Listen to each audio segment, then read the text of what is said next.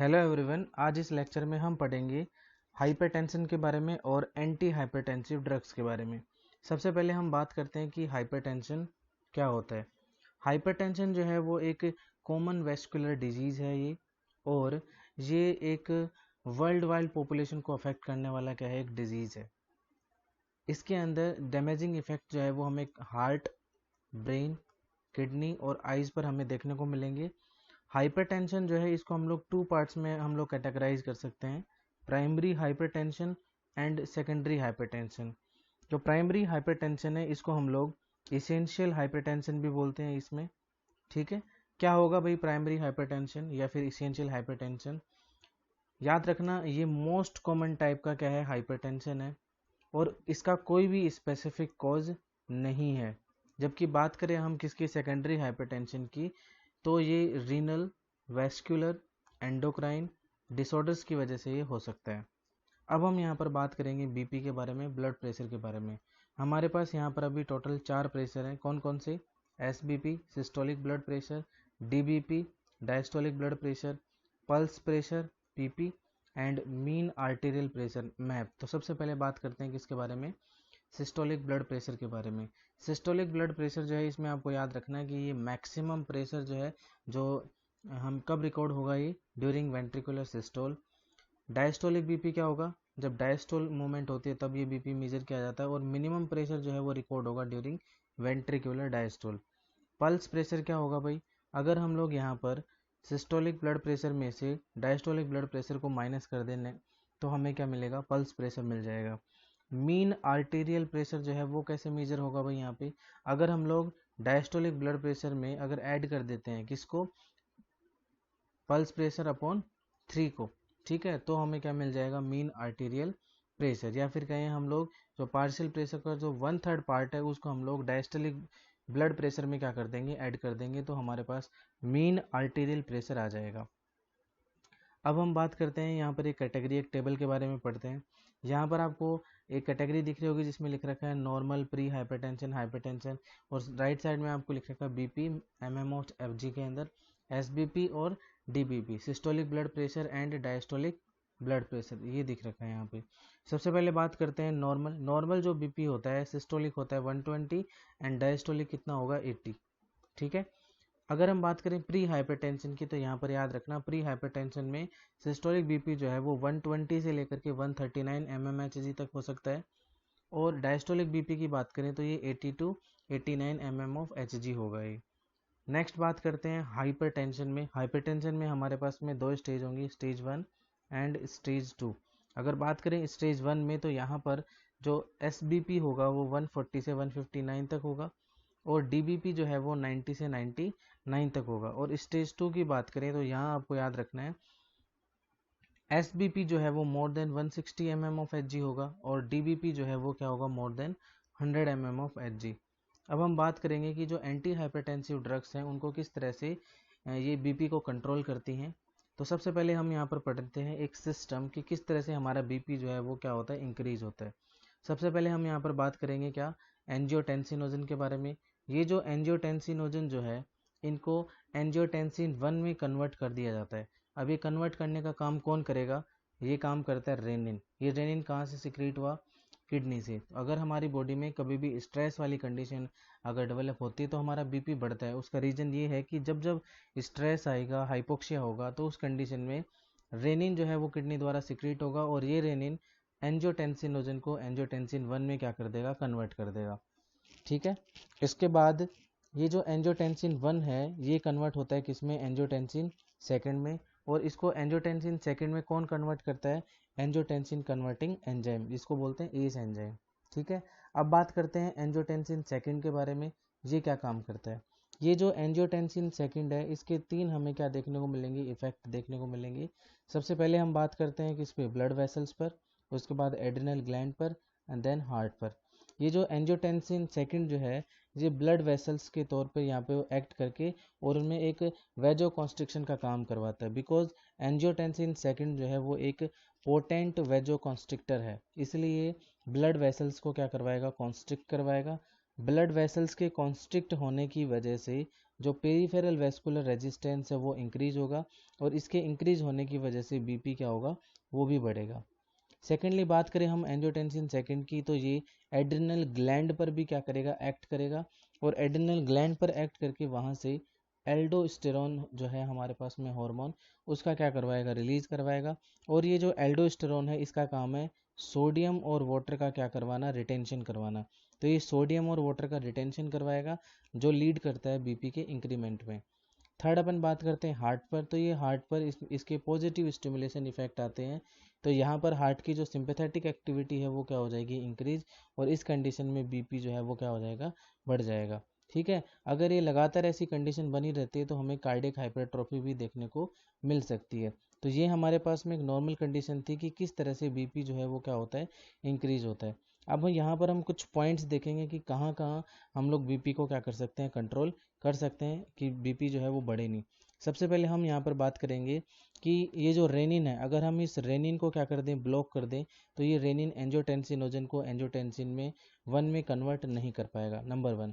Second हम क्या कर सकते हैं, ये जो एंजियोटेंसिन 1 है जो कन्वर्ट हो रहा है एंजियोटेंसिन सेकंड में, इसका जो कन्वर्जन कर रहा है कौन, एस एंजाइम। तो हम लोग यहाँ पर अगर एस इनिबिटर्स अगर दे देंगे तो ये कन्वर्जन भी यहाँ पर नहीं होगा। थर्ड अगर अपन यहाँ पर बात करें, यहाँ पर देखो ये एंजियोटेंसिन सेकंड जो है ये ब्लड वेसल्स में क्या करवा रहा है, यहाँ पर कॉन्स्ट्रिक्शन करवा रहा है। तो अगर हम लोग यहाँ पर वेजो कॉन्स्ट्रिक्शन जो है इसको रोकने के लिए अगर हम क्या दे देंगे, इसका अपोजिट, अपोजिट कौन है, वेजो डायलेटर। तो अगर हम लोग वेजो डायलेटर दे देंगे तो पेरिफेरल वेस्कुलर रेजिस्टेंस है वो बढ़ने के बजाय कम होगा, तो उससे भी बीपी डिक्रीज हो सकता है। और हम क्या बात करें यहाँ पर, जो एल्डोस्टेरोन है यहाँ पर, तो अगर हम लोग यहाँ पर एंजियोटेंसिन रिसेप्टर ब्लॉकर अगर दे देंगे तो यहाँ पर एल्डोस्टेरोन जो है इसका सिक्रीशन नहीं होगा, और ये सोडियम और वाटर का रिटेंशन नहीं कर पाएगा। और एक हम यहाँ पर क्या कर सकते हैं, अगर हम लोग डाईयूरेटिक्स देंगे तो जो सोडियम और वाटर है इनका रिटेंशन नहीं होगा, ये यूरिन के थ्रू क्या हो सकते हैं, एक्सक्रीट हो सकते हैं। और last but not the least हम बात कर सकते हैं यहाँ पर कि जो सिंपैथेटिक एक्टिविटी यहाँ पर बढ़ी है एंजियोटेंसिन सेकंड की वजह से, तो हम लोग यहाँ पर पैरासिम्पैथेटिक एक्टिविटी को इंक्रीज करने वाले ड्रग्स दे सकते हैं, जिससे कि सिंपैथेटिक एक्टिविटी इंक्रीज ना हो और बीपी जो है वो भी इंक्रीज ना हो। तो हम लोग यहाँ पर अब पढ़ने वाले हैं एंटी हाइपरटेंसिव ड्रग्स। सबसे पहले हम लोग यहाँ पर बात करेंगे किसके बारे में, एंजियोटेंसिन कन्वर्टिंग एंजाइम इनिबिटर, जिनको अपन बोलते हैं एज इनिबिटर। ठीक है, ये जितने भी ड्रग्स होंगे इन सब के एंड में हमें क्या मिलेगा, प्रिल। देखो यहाँ पर सबके एंड में आएगा Pril, Pril, Pril, Pril, Pril. ठीक है, आप इनको कैसे याद करोगे, तो इनको याद करने के लिए भी क्या है, ट्रिक है। याद आपको कैसे रखना है, इसमें याद रखना आपको people read love chatting and blogged. ठीक है, people read love chatting and blog, तो इसको आप याद रखना। पीपल से याद रखना बेरिंडोप्रिल, रामीप्रिल, लिजनोप्रिल, कैप्टोप्रिल, इनालप्रिल एंड बेंजोप्रिल। तो ये हमारे पास में किसके बारे में बात हो गया, एस इनिबिटर के बारे में। ठीक है, कौन कौन से हैं, people read, love chatting and blogged. Second हमारे पास में जो ड्रग है वो है ARBs, मतलब एंजियोटेंसिन सेकंड रिसेप्टर ब्लॉकर। और ये जो एंजियोटेंसिन रिसेप्टर ब्लॉकर जो है ये एंजियोटेंसिनोजन सेकंड है, वो जैसे ही अपने रिसेप्टर के साथ बाइंड होकर के आगे एक्ट करता है तो हम लोग उनके रिसेप्टर को ही क्या कर देंगे, ब्लॉक कर देंगे, जिससे कि एंजियोटेंसिन सेकंड जो है वो आगे फर्दरली कोई फंक्शन ना कर पाए। यहाँ पर भी आपको याद रखना है कि इन सब के एंड में क्या मिलेगा, हमें सर्टान मिलेगा। सबके एंड में देखो सर्टान ही सर्टान है, सर्टान, सर्टान, सर्टान, सर्टान, सर्टान। ठीक है, अब आप इसको याद कैसे रखोगे भाई, ठीक है, तो इसको याद रखना आपको OLIC की टीवी, OLIC की टीवी, ऐसे आपको याद रखना है, इसमें OLIC की टीवी। ठीक है, O से याद रखना आपको olmesartan, L for losartan, I for irbesartan, C for candesartan, T for telmisartan and V for valsartan. तो ये हमारे पास हो गए एंजियोटेंसिन रिसेप्टर ब्लॉकर्स। नेक्स्ट अपन थर्ड बात करते हैं यहाँ पर डायरेक्ट रेनिन इनहिबिटर। हमने बताया था कि जो रेनिन है उसका काम क्या होता है, वो रेनिन जो है वो एंजियोटेंसिनोजन को एंजियोटेंसिन 1 में कन्वर्ट करता है, और ये रेनिन जो है वो किडनी से सिक्रीट हुआ था। तो एलिस्कायरन जो है वो इस रेनिन को क्या कर देगा, ब्लॉक कर देगा, जिसकी वजह से वो एंजियोटेंसिनोजन को एंजियोटेंसिन 1 में कन्वर्ट नहीं कर पाएगा। नेक्स्ट हम यहाँ पर बात करेंगे किसके बारे में, वेजोडाइलेटर्स के बारे में। हमने कहा था कि जो एंजियोटेंसिन सेकंड है, एंजियोटेंसिन सेकंड जो है, हमने कहा था कि एंजियोटेंसिन सेकंड जो है वो क्या है, एक वेजो कॉन्स्ट्रिक्टर है। तो उसके इफेक्ट को न्यूट्रल करने के लिए हम लोग यहाँ पर वेजोडाइलेटर देंगे। अब यहाँ पर कौन कौन से वेजोडाइलेटर देंगे, तो यहाँ पर याद रखना है आपको, 3 तरह के हम लोग यहाँ पर वेजोडाइलेटर्स दे सकते हैं। कौन कौन से, आर्टेरियोलर डायलेटर, जो ओनली आर्टेरियोल्स जो हैं उनको क्या करें, डायलेट करें, आर्टरीज को। सेकंड अपन बोल देंगे यहाँ पर वेनो डायलेटर, जो केवल और केवल किसको करें, वेन्स को डायलेट करें। और थर्ड हम दे सकते हैं यहाँ पर कि जो आर्टरी और वेन दोनों को ही क्या करें, डायलेट करें, तो आर्टेरियो एंड वेनो डायलेटर्स। कैसे याद रखना है आपको यहाँ पर, तो सबसे पहले बात करते हैं आर्टेरियो एंड वेनो डायलेटर।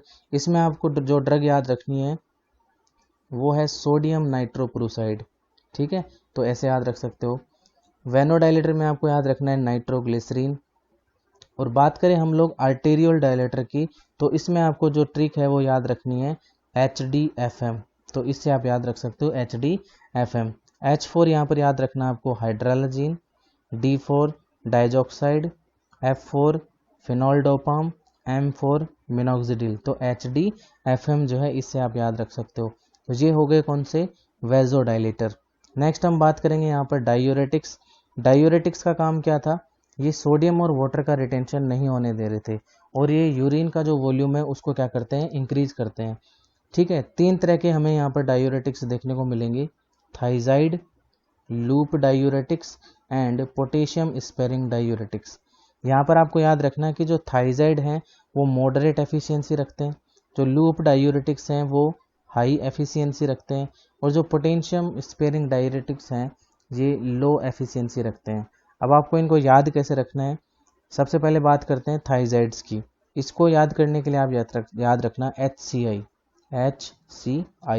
ठीक है। H4 याद रखना आपको हाइड्रोक्लोरोथाइजाइड, C से आपको याद रखना है क्लोरथेलिडोन, और I से आपको याद रखना है इंडापामाइड। सेम ऐसे ही लूप डायूरेटिक्स जो कि हाई एफिशिएंसी रखते हैं, इसमें आपको याद रखना BFT, ब्यूमेटानाइड, फ्यूरोसिमाइड एंड टोरसेमाइड। और बात करें किसकी, पोटेशियम स्पेरिंग डायूरेटिक्स की, तो इसके आपको ट्रिक याद रखनी है EP में ATS, ठीक है, EP में ATS। EP मतलब एप्लीरोनॉन, A4 अमाइलोराइड, T4 ट्राइमटरीन and S4 spironolactone, ठीक है। तो ये हो गए हमारे कौन से, डायूरेटिक्स ड्रग्स। नेक्स्ट हम बात करेंगे यहाँ पर कैल्शियम चैनल ब्लॉकर्स के बारे में। जितने भी कैल्शियम चैनल ब्लॉकर्स होंगे इन सभी के एंड में हमें क्या देखने को मिलेगा, डिपिन देखने को मिलेगा, ठीक है। और 2 ऐसे ड्रग हैं जिनमें हमें डिपिन देखने को नहीं मिलेगा, तो ये याद रखने हैं आपको कौन कौन से हैं, डिलिटियाज्म और वेरापामिल, ठीक है। बाकी आप यहाँ पर ये देख सकते हो, निफेडिपिन, एम्लोडिपिन, निकार्डिपिन, फैलोडिपिन, नाइट्रेनडिपिन एंड इजराडिपिन। तो ये हमारे पास क्या हो गए, कैल्शियम चैनल ब्लॉकर्स। नेक्स्ट हम बात करेंगे यहाँ पर सिंपैथोलाइटिक एजेंट्स के बारे में। यहाँ पर हमने बताया था कि जो एंजियोटेंसिन सेकंड जो है वो क्या काम करेगा, हार्ट को स्टिमुलेट करता है और सिंपैथेटिक एक्टिविटी को बढ़ाता है। तो यहाँ पर हम सिंपैथोलाइटिक ड्रग्स का यूज़ करेंगे। लाइटिक मतलब तोड़ने वाले, ब्रेक करने वाले। तो ये वो ड्रग्स होंगे, ये वो एजेंट्स हैं जो कि सिंपैथेटिक स्टिमुलेशन को ब्रेक करेंगे। तो यहाँ पर सबसे पहले हम बात करेंगे कि सेंट्रली एक्टिंग सिंपैथोलाइटिक, ठीक है, सेंट्रली एक्टिंग सिंपैथोलाइटिक। और इसमें आपको याद रखना है कि 2 तरह के हमारे पास सेंट्रली एक्टिंग सिंपैथोलाइटिक्स हैं। एक तो है हमारे पास में क्लोनिडीन एंड सेकंड है अल्फा मिथाइल डोपा। दोनों ही इंपॉर्टेंट ड्रग्स हैं, बहुत इसके यूजेज हैं। सेकंड हम बात करेंगे यहाँ पर बीटा ब्लॉकर्स के बारे में। बीटा ब्लॉकर्स में यहाँ पर याद रखना सभी बीटा ब्लॉकर्स के एंड में लोल आता है, atenolol, metoprolol, esmolol, betaxolol, carteolol, propranolol and timolol. और थर्ड अपन बात करेंगे यहाँ पर वो हमारे पास में एजेंट जो अल्फा एंड बीटा दोनों को क्या कर सकें, ब्लॉक कर सकें। ये एक्चुअल में तो होते हैं बीटा ब्लॉकर्स, बट इनमें एक एडिशनल प्रॉपर्टी हमें देखने को मिलेगी, और वो है ये अल्फा जो रिसेप्टर्स हैं उनको भी ब्लॉक कर सकते हैं। इसमें आपको याद रखना है क्या है यहाँ पर, LC, L4 labetalol and C4 कार्वेडियोलोल। तो ये होंगे अल्फा और बीटा दोनों रिसेप्टर्स को ब्लॉक कर सकते हैं।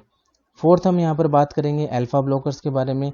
अल्फा ब्लॉकर जो हैं ये अल्फा रिसेप्टर्स को क्या करेंगे, ब्लॉक करेंगे। ये जो अल्फा ब्लॉकर्स हैं ये 2 टाइप्स के हो सकते हैं, सेलेक्टिव और नॉन सेलेक्टिव। सेलेक्टिव में आपको याद रखना है इसकी ट्रिक से DPT, D4 याद रखना है डॉक्साजोसिन, P4 prazosin and T4 terazosin. और नॉन सिलेक्टिव में याद रखना आपको PP फेनॉक्सीबेंजामिन एंड फेंटोलामिन। तो ये हमारे पास में हो गए अल्फा ब्लॉकर्स। नेक्स्ट हम बात करेंगे यहाँ पर गैंग्लियन ब्लॉकर्स के बारे में। और गैंग्लियन ब्लॉकर जो है इनको आप याद रख सकते हो कैसे, GT से, ठीक है, G4 ganglion blocker and T4 ट्राइमेथाफान। तो आप इस ट्रिक से याद रख सकते हो। नेक्स्ट बात करेंगे हम लोग यहाँ पर न्यूरॉन ब्लॉकर्स के बारे में। तो यहाँ पर आपको ट्रिक याद रखनी है न्यूरॉन में रिजर्व, ठीक है। तो न्यूरॉन से तो याद रखना आपको न्यूरॉन ब्लॉकर, और रिजर्व से जो है इससे आपको याद रखना है यहाँ पर रिजरपाइन, ठीक है। अब हम सबसे पहले बात करेंगे यहाँ पर एस इनहिबिटर्स के बारे में कि एस इनहिबिटर किस तरह से काम करते हैं, क्या इसके एडवर्स इफेक्ट होंगे, क्या इसका मैकेनिज्म ऑफ एक्शन है। सबसे पहले बात करते हैं इसका मैकेनिज्म ऑफ एक्शन। हम ऑलरेडी बता चुके हैं ये जो एस इनहिबिटर्स हैं इनका काम होता है जो एस एंजाइम है उसको क्या करना, इनहिबिट करना। ये जो एस एंजाइम है ये क्या काम करता है, ये एंजियोटेंसिन 1 को एंजियोटेंसिन 2 में क्या करता है, कन्वर्ट करता है। तो अगर हम एस इनहिबिटर्स अगर दे देंगे तो ये एंजियोटेंसिन 1 को एंजियोटेंसिन 2 में कन्वर्ट नहीं कर पाएगा, ठीक है। तो यहाँ पर ओवरऑल एंजियोटेंसिन 1 का लेवल बढ़ेगा और एंजियोटेंसिन 2 का लेवल डिक्रीज होगा, ठीक है। ये जो एंजियोटेंसिन 2 जो है, ठीक है, अगर हमने इसको क्या कर दिया, इसके फॉर्मेशन को जो कन्वर्टिंग थी उसको इनहिबिट कर दिया, तो इसकी वजह से कौन कौन सी चीज़ें हमें देखने को मिलेंगी। सबसे पहले आप समझो, अगर हमने एंजियोटेंसिन 2 के कन्वर्जन को इनहिबिट किया, यहाँ पर एंजियोटेंसिन 2 जो हमारे पास बना है यहाँ पर, उसको इनहिबिट करने से एक तो हमारे पास में वेजो कॉन्स्ट्रिक्शन नहीं हो पाएगा, वेजो कॉन्स्ट्रिक्शन नहीं होगा तो क्या होगा, वेजो डायलेशन, और वेजो डायलेशन होने की वजह से जो पेरीफेरल वेस्कुलर रेजिस्टेंस है वो क्या होगा, डिक्रीज, और पेरीफेरल वेस्कुलर रेजिस्टेंस डिक्रीज होने की वजह से बीपी में भी क्या आएगा, डिक्रीज हमें देखने को मिलेगा। सेकंड हमने बोला था कि ये जो एंजियोटेंसिन 2 जो है वो एड्रिनल ग्लैंड पे रिएक्ट करके और वहाँ पर क्या करेगा, ये एल्डोस्टेरोन रिलीज करवाता है।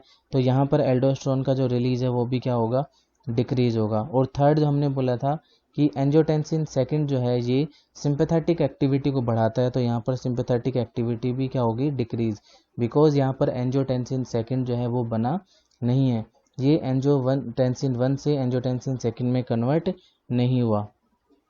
सेकेंड हमें क्या देखने को मिलेगा, यहाँ पर एंजियोटेंसिन 2 जो है वो ब्रेडिकाइनिन का क्या करता था, डिग्रेडेशन करता था। तो अगर यहाँ पर हम बोल सकते हैं कि अगर हमारे पास में एंजियोटेंसिन 2 नहीं है तो ब्रेडिकाइनिन का जो डिग्रेडेशन हो रहा था वो भी यहाँ पर नहीं होगा। और ब्रेडिकाइनिन जो है अगर इसका डिग्रेडेशन नहीं होगा तो ब्रेडिकाइनिन अपना जो फंक्शन है वो परफॉर्म करेगा, और इसका काम क्या है, वेजो डायलेटर का। तो ये ब्लड वेसल्स को क्या करेगा, डायलेट करेगा। और साथ ही साथ में यहाँ पर जो ब्रेडिकाइनिन का जो सिंथेसिस होता है वो भी क्या होगा, स्टिमुलेट होगा। तो ओवरऑल जो है वो हम क्या कर सकते हैं, एंजियोटेंसिन 2 जो है इसके फॉर्मेशन को, सिंथेसिस को रोक कर हम लोग बहुत सारी चीज़ें क्या कर सकते हैं, चेंज कर सकते हैं। एस इनहिबिटर्स जो है इनका कहाँ कहाँ पर यूज किया जा सकता है, तो इसको याद रखने के लिए आप यहाँ पर ट्रिक याद रखना, MDS CH, ठीक है। M4 याद रखना आपको यहाँ पर myocardial infarction, D4 diabetic nephropathy, S4 scleroderma renal crisis, C से याद रखना आपको CCF कंजेस्टिव कार्डियक फेल्योर, और H से याद रखना आपको यहाँ पर हाइपरटेंशन। तो इनमें हम लोग इसका यूज कर सकते हैं। इसके एडवर्स इफेक्ट क्या होंगे, तो हमें पता है कि भाई इसके सभी के एंड में क्या आता है, प्रिल आता है। तो इसकी एक ड्रग थी एस इनहिबिटर की, कौन सी, कैप्टोप्रिल। तो अपन उसी से अपन याद रखेंगे, कैप्टोप्रिल से, ठीक है। क्या ट्रिक थी इसकी, कैप्टोप्रिल। तो C4 cough, A4 angioedema, P4 proteinuria, T4 teratogenic effect, O4 severe hypotension and P4 neutropenia, neutrophils जो है उनका काउंट डिक्रीज होगा, एंड R4 रेसेज, और I से आपको याद रखना है ईचिंग, और L4 लॉस ऑफ टेस्ट। तो ये हो गए यहाँ पर एडवर्स इफेक्ट किसके, हमारे पास में एस इनहिबिटर्स के, कौन से, कैप्टोप्रिल जो है, इसे आप यहाँ पर याद रख सकते हो। नेक्स्ट हम बात करेंगे कि इसके ड्रग इंट्रैक्शंस जो हैं वो कौन कौन से होंगे। सबसे पहले हम लोग यहाँ पर बात करेंगे ड्रग इंट्रैक्शंस में कि अगर हम लोग एस इनहिबिटर्स जो हैं अगर इनको देते हैं किसके साथ में, NSAIDs के साथ, तो हमें कौन सी चीज़ें हमें देखने को मिलेंगी। तो यहाँ पर आपको याद रखना है कि यहाँ पर अगर हमने ये दोनों ड्रग्स अगर एक साथ दी तो यहाँ पर जो NSAIDs हैं वो प्रोस्टाग्लैंडिन्स के सिंथेसिस को क्या कर देंगे, इनिबिट कर देंगे। और साथ ही साथ ये सोडियम और वाटर का जो रिटेंशन होता है उसको क्या करेंगे, प्रमोट करेंगे। तो अगर ये प्रॉपर्टी अगर इनकी है तो एक तरह से ये एंटी हाइपरटेंसिव इफेक्ट है एस इनिबिटर का, उसको क्या कर देंगे, डिक्रीज कर देंगे। तो कभी भी अगर हमें एस इनिबिटर्स जो अगर दे रहे हैं तो उसके साथ में एनएसएड्स को अगर हमें नहीं देना चाहिए अगर पर्सन जो है वो क्या है, हाइपरटेंसिव है। सेकंड इसका अगर अपन बात करें सेकंड ड्रग इंटरेक्शन, तो सेकंड ड्रग इंटरेक्शन है इसका एस इनहिबिटर को हम दे रहे हैं किसके साथ, पोटेशियम स्पेरिंग डायूरेटिक्स के साथ में। अगर हम लोग इन दोनों को देते हैं तो ये क्या करेंगे, अगर हम लोग साइमल्टेनियसली एडमिनिस्ट्रेशन करते हैं तो ये डेंजरस हाइपर कैलेमिया कोज करेंगे। तो ये आपको याद रखना है कि यहाँ पर हमें हाइपर कैलेमिया जो है वो यहाँ पर हमें देखने को मिलेगा अगर हम लोग एस इनहिबिटर के साथ पोटेशियम स्पेरिंग डायूरेटिक्स देते हैं तो। थर्ड इसका जो यहाँ पर ड्रग इंटरेक्शन है वो है अगर हम लोग एस इनहिबिटर्स के साथ लिथियम अगर देते हैं। तो यहाँ पर याद रखना अगर हम लोग इनको देंगे तो जो एस इनहिबिटर है वो लिथियम का जो रीनल एलिमिनेशन होगा उसको क्या कर देगा, ये रिटार्ड कर देगा, डिक्रीज कर देगा। तो इसकी वजह से लिथियम की टॉक्सिसिटी जो है वो हमें देखने को मिलेगी। और इस कंडीशन में जब लिथियम की टॉक्सिसिटी होगी तो कौन कौन से हमें साइन और सिम्टम्स देखने को मिलेंगे, जो पर्सन जो है उसके जो रिफ्लेक्सेस हैं वो बढ़ जाएंगे, उसको चलने में क्या होगी, प्रॉब्लम होगी, और ट्रेमर्स जो है वो हमें देखने को मिल सकते हैं। ठीक है, तो ये था किसके बारे में, एस इनहिबिटर्स के बारे में। नेक्स्ट हम यहाँ पर बात करेंगे ARBs के बारे में, एंजियोटेंसिन रिसेप्टर ब्लॉकर। क्या काम करते हैं ये एंजियोटेंसिन सेकंड जो है जिन रिसेप्टर के साथ बाइंड होता है तो उस रिसेप्टर को क्या कर देंगे, ये ब्लॉक कर देंगे। तो यहाँ पर देखिए इसका मैकेनिज्म ऑफ एक्शन क्या होगा।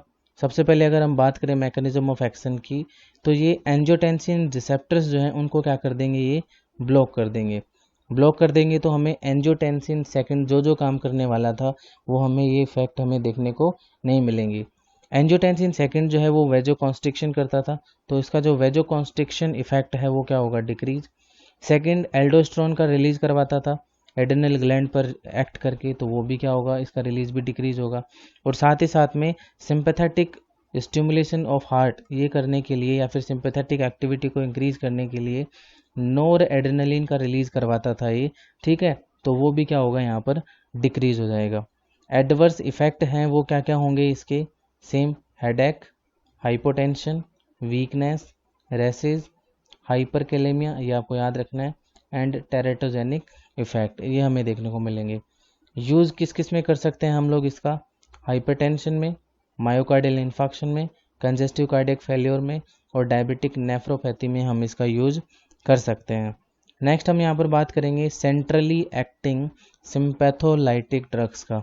कौन कौन सी ड्रग्स थी ये, दो ड्रग थी ये, clonidine and alpha methyl dopa. इनका मैकेनिज्म ऑफ एक्शन क्या होगा भाई, क्लोनिडीन का, ये अगर हार्ट पर अगर एक्ट करती हैं तो ये हार्ट पे हार्ट रेट को डिक्रीज करेंगी, कार्डियक आउटपुट भी उसकी वजह से क्या होगा, डिक्रीज होगा, और अल्टीमेटली इनकी वजह से बीपी जो है वो क्या हो जाएगा, डिक्रीज हो जाएगा।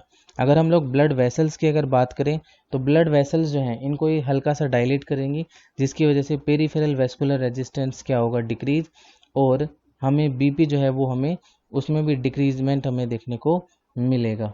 एडवर्स इफेक्ट क्या क्या होंगे इसके, तो एडवर्स इफेक्ट जो है इनको लर्न करने के लिए आप यहाँ पर एक ट्रिक याद रख सकते हो, कौन सी, dean in pharmacy department have selected best doctor.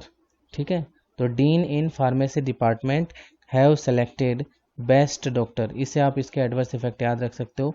Dean से आपको याद रखना है यहाँ पर क्या, क्लोनिडीन। ठीक है, तो क्लोनिडीन याद रखोगे।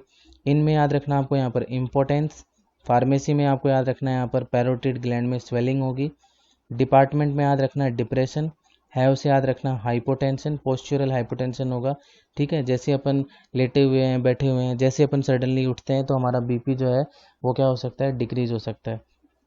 सेलेक्टेड में आपको याद रखना है सिडेशन, नींद आ सकती है। बेस्ट में आपको याद रखना है ब्रेडिकार्डिया, और डॉक्टर में आपको याद रखना है यहाँ पर dryness of mouth and I. तो ये आपको यहाँ पर क्या हो गए, इसके एडवर्स इफेक्ट हो गए। अब हम यहाँ पर बात करेंगे कि इसके सेंट्रली एक्टिंग जो हमारे पास में ड्रग्स थी सिंपैथोलाइटिक, इनके कौन कौन से क्या होंगे यूजेज, कौन कौन से हैं, तो देखिए अगर पेशेंट जो है अगर वो ओपियोइड्स अगर लेता था रेगुलरली और उनको सडनली छोड़ देता है तो उसमें विड्रॉल सिम्टम्स आएंगे। तो विड्रॉल सिम्टम्स ऑफ ओपियोइड जो हैं अगर उनको ट्रीट करना है तो इसका यूज़ कर सकते हैं। Post menopausal hot flashes, menopause के बाद में हॉट फ्लैशेज की कंडीशन हमें देखने को मिलती है, तो ये उसको रिड्यूस करने में हेल्प करेगा। डायबिटिक डायरिया है तो उसको ट्रीट करने में हेल्प करेगा।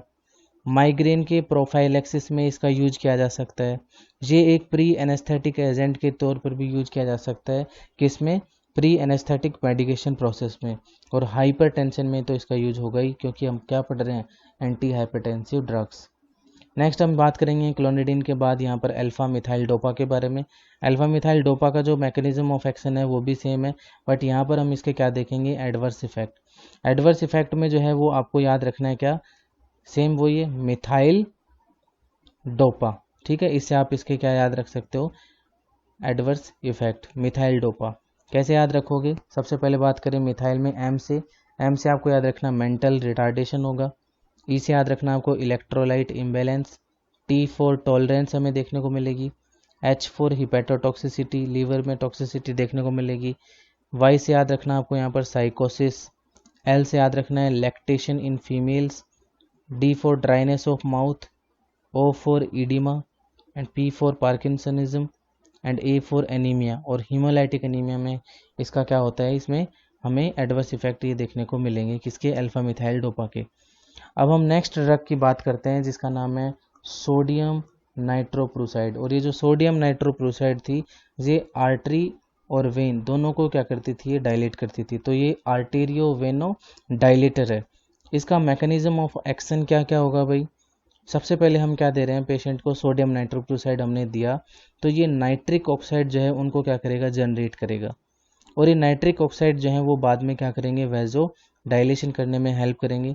अब वेजो डायलेशन कैसे करेंगे ये, तो इनके इफेक्ट जो है वो आर्टरी और वेन्स जो हैं इन पर भी डिफरेंट डिफरेंट होंगे। बात करें हम सबसे पहले किस पर, आर्टरीज पर। तो आर्टरीज को डायलेट करके ये क्या करेंगे, पेरिफेरल वेस्कुलर रेजिस्टेंस जो है उसको डिक्रीज करेंगे। और जब पेरिफेरल वेस्कुलर रेजिस्टेंस डिक्रीज होगा तो जो आफ्टर लोड है वो क्या होगा, डिक्रीज। और आफ्टर लोड के डिक्रीज होने की वजह से बीपी भी क्या हो जाएगा, डिक्रीज। बात करें वेनोडाइलेटर की, तो वेनोडाइलेटर में आपको याद रखना है यहाँ पर कि जब हम लोग वेनोडाइलेटर के तौर पर अगर इसका यूज कर रहे हैं, जब ये वेन्स को डायलेट करेगा तो यहाँ पर हमें वेन्स के अंदर पुलिंग ऑफ ब्लड इफेक्ट हमें देखने को मिलेगा यहाँ पे। और वेन्स में जब पुलिंग होगी ब्लड की तो उसकी वजह से वीनस रिटर्न जो है वो क्या होगा, डिक्रीज होगा। और वीनस रिटर्न के डिक्रीज होने की वजह से जो कार्डिक आउटपुट है वो भी क्या होगा, डिक्रीज। और कार्डिक आउटपुट जब डिक्रीज होता है तो बीपी क्या होगा, डिक्रीज। तो ये हमारे पास में मैकेनिज्म ऑफ एक्शन था किसका, सोडियम नाइट्रोक्लोराइड का, जो कि क्या था यहाँ पे, आर्टेरियो वेनो डायलेटर। नेक्स्ट हम यहाँ पर बात करेंगे कि कौन कौन सी ऐसी ड्रग्स हैं जिनका यूज हाइपरटेंसिव क्राइसिस में किया जा सकता है। ठीक है, और हाइपरटेंसिव क्राइसिस जो है वो एक इमरजेंसी कंडीशन है। तो इसमें हम लोग यूज कर सकते हैं सोडियम नाइट्रोक्लोराइड, जिसके बारे में भी पढ़ा है अपन ने, जो कि आर्टेरियो वेनो डायलेटर है। हाइड्रालाजीन का यूज कर सकते हैं, इनालप्रिल का यूज कर सकते हैं, नाइट्रोग्लिसरीन का यूज कर सकते हैं, एस्मोलोल, लाबेटालोल इनका यूज कर सकते हैं। फिनाल्डोपाम और फिरोसमाइड जो है इन ड्रग्स का हम लोग हाइपरटेंसिव क्राइसिस में यूज कर सकते थे। तो ये था किसके बारे में, एंटी हाइपरटेंसिव ड्रग्स के बारे में। Thank you.